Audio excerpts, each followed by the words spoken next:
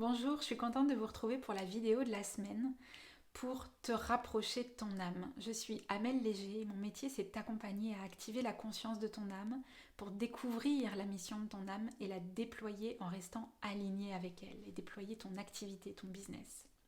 Alors aujourd'hui, je vais te parler de comment est-ce qu'on fait pour discerner son âme de son mental. Alors déjà, on va commencer par voir qu'est-ce que c'est que l'âme et qu'est-ce que c'est que le mental. Le mental, on va commencer par ça puisque c'est la partie qu'on connaît finalement le mieux. Le mental, c'est aussi notre esprit logique, rationnel. C'est une partie de nous qui est plutôt dans l'action, qui est plutôt dans le faire, qui est plutôt dans le masculin comme on pourrait dire, et qui est connecté avec notre cerveau gauche. Donc avec toute la partie droite de notre corps physique.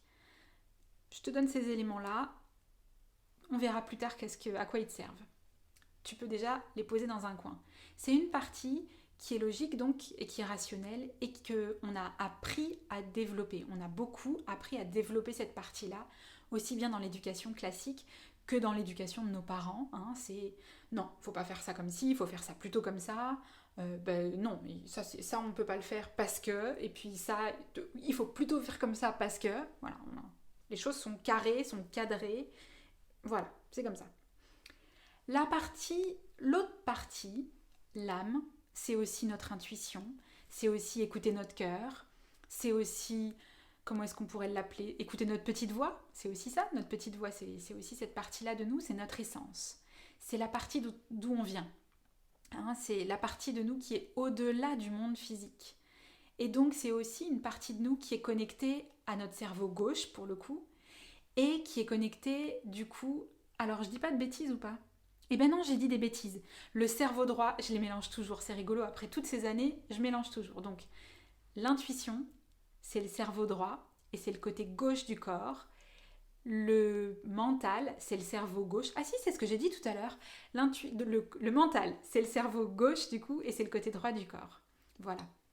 Et donc, pour la partie intuitive, c'est pas une partie qu'on a appris à développer, c'est plutôt une partie éventuellement qu'on a appris à laisser s'exprimer dans certaines sphères de notre vie. Moi par exemple j'allais à la danse, alors là pour le coup j'avais le droit de laisser libre cours à ma créativité et à mon intuition, etc. Et c'est d'ailleurs grâce à ça que je suis restée très connectée, que j'avais des infos qui me venaient et que voilà, toute ma vie c'est la danse qui m'a aidée à garder cette connexion là. Mais pour d'autres ça peut être peut-être la musique, ça peut être peut-être, je sais pas, la peinture ou peut-être d'autres activités encore, peut-être une activité équestre, j'en sais rien. Voilà. C'est pas parce que vous avez fait de la musique, par contre, que vous avez développé votre intuition. Vous avez peut-être appris la musique de manière très cartésienne et très logique. Voilà. Donc déjà, on a fait un petit peu l'état des lieux, du vocabulaire, et puis de quelles sont ces deux parties-là de nous. La dernière chose que je vais te dire avant qu'on rentre dans l'exploration un peu plus approfondie de comment est-ce qu'on fait et puis qu'on le fasse ensemble, c'est que qu'est-ce que je voulais dire? Oui, le rôle de chacun d'eux en fait. Le rôle de notre mental et le rôle de notre âme ou de notre intuition. Notre intuition, même si elle n'a pas été installée à cette position-là, son rôle, c'est de nous donner notre élan, c'est de nous donner des idées, c'est de nous relier finalement, de nous permettre de nous sentir reliés à l'essence de notre être et donc d'aller dans les directions qui nous inspirent. C'est l'inspiration, c'est la direction, c'est la vision. Voilà. Le mental, c'est pas ça son job, même si c'est ça qu'on lui demande bien souvent, et quand on a une décision à prendre, on se dit mais je dois aller là ou je dois aller là.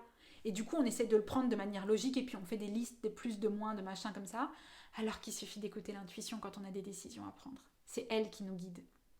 Le mental, il sert pas à ça. Alors à quoi il sert? C'est simple, il sert à nous aider à mettre en œuvre dans la matière ce qu'il faut pour aller dans la direction de notre élan. Voilà.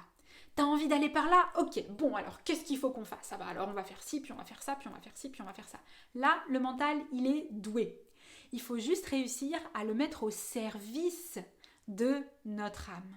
Donc pour ça, il faut pouvoir réussir à retrouver notre âme et à pouvoir l'écouter. Alors comment est-ce qu'on fait pour discerner les deux et pour du coup écouter son âme?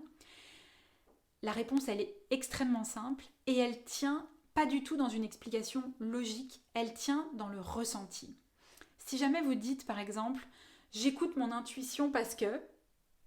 Ça, souvent, la fin de la phrase, elle va venir nous indiquer qu'il y a quelque chose de rationnel et de logique qui vous a fait décider ça. Donc, t'as beau dire en début de phrase, j'ai écouté mon intuition parce que, le simple fait qu'il y ait un parce que derrière veut dire que t'as pas du tout écouté ton intuition en fait. Donc, comment est-ce qu'on fait pour savoir si c'est bien notre intuition? On ferme les yeux, on revient à soi, on met nos mains sur notre cœur, pourquoi pas. On prend 2-3 grandes respirations et on se détend. Et on se détend et on se relaxe parce que notre âme, notre intuition, elle fonctionne pas quand on est une boule de nerfs complètement stressée. Ça circule pas l'énergie là dans ces cas-là, d'accord? Donc la distinction, le discernement entre mon âme et mon mental, c'est pas quelque chose que je comprends de manière logique, c'est quelque chose que je vais ressentir. Tiens, par exemple, là, j'aimerais prendre une décision. Et j'aimerais que ce soit mon intuition qui me guide. Je vais fermer les yeux. Je vais prendre quelques grandes respirations. Puis tu peux le faire avec moi. Je vais me détendre. Moi, personnellement, peut-être qu'en plus, je vais chanter ou je vais danser. Et puis, peut-être que ce sera dans quelques temps, dans 5 minutes, dans 10 minutes. Il y a un moment où je vais me sentir vraiment détendue. Des fois, il me suffit de quelques secondes. Et puis, des fois, il y a besoin d'un petit peu plus de temps. Et puis quand je serai vraiment détendue et que je me sentirai comme une espèce de grosse pâte à modeler toute molle, là je pourrais venir dans mon cœur et sentir. Amener la situation à mon esprit et puis sentir si j'ai envie d'y aller, si ça me fait oui ou si ça me fait non. Parce que les réponses de ton intuition, elles sont aussi simples que ça. Alors évidemment, quand on va dans l'akasha, quand on apprend à faire des lectures, etc., on a des informations beaucoup plus précises. Mais déjà, la toute première étape, quand on en est au stade où on discerne l'âme du mental, c'est juste sentir à l'intérieur la situation. Et si ça fait oui ou si ça fait non. Voilà. C'est aussi simple que ça de discerner l'âme du mental. Rappelle-toi, plus tu es détendu et plus tu peux être connecté. Je t'invite à aller télécharger la bulle de l'âme, qui est une méditation de nettoyage et de guérison, mais aussi d'alignement à ton âme, que tu peux faire tous les jours quand on est au début. Ça va t'aider à sentir l'énergie de ton âme. Voilà.